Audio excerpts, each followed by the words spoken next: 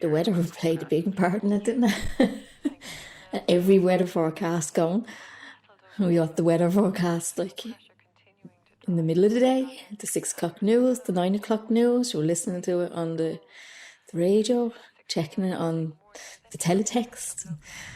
If you had a couple of days, bad days, weather that you couldn't get out beforehand, you knew then the next day you were getting out, you were just going to be cleared in gear that was in balls and knots, and you weren't going to be catching many whales at all.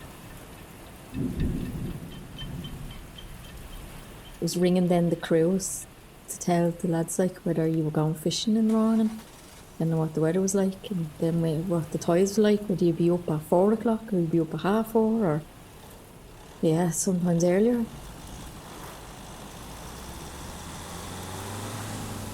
The wasted journeys as well.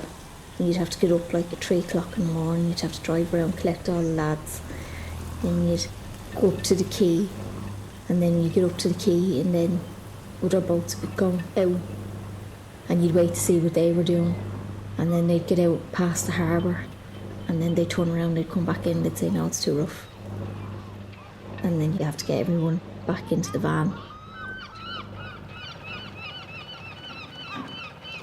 It was a feast or a famine with the money.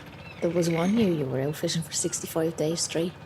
I mean, like, you get a good stretch like that and you'd be coming in with a few £1,000 a week, and then you'd have to share out, pay for the bait, pay for the diesel in the boat and in the car for collecting people, and then you'd have to pay for other stuff like wet gear and oilskins and rope.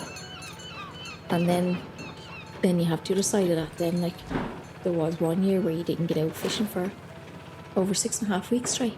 And then it was a case of budgeting the money to make sure that we had food, we had bills paid.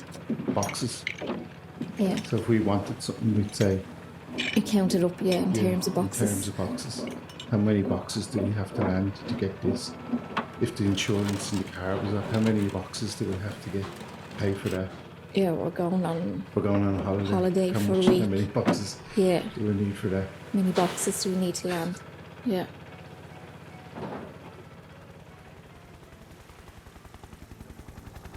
Had accidents on the boat too, like, you had to think about that as well, like, because someone got hit in the head with a pot once before, didn't they?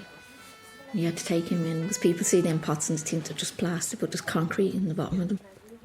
And then you had to watch, like, for if you got any cuts or anything on your hands and the gloves, we were like getting infected, because like you'd be out on dirty bait, like sometimes like there'd be maggots in it.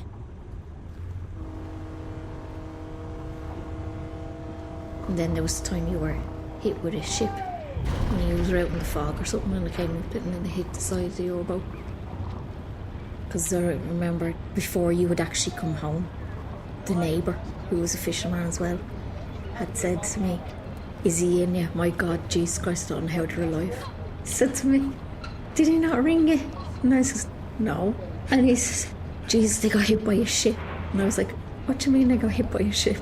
He was like, he thought they were all dead. They got hit by a ship. He said, they were ringing the Coast Guard and they were like, just make sure he's all right. It was a chemical boat, like, and I was just looking at a wall of orange in the boat sideways, and only for the boat being steel. Yeah, you'd be dead. Yeah, we'd be dead.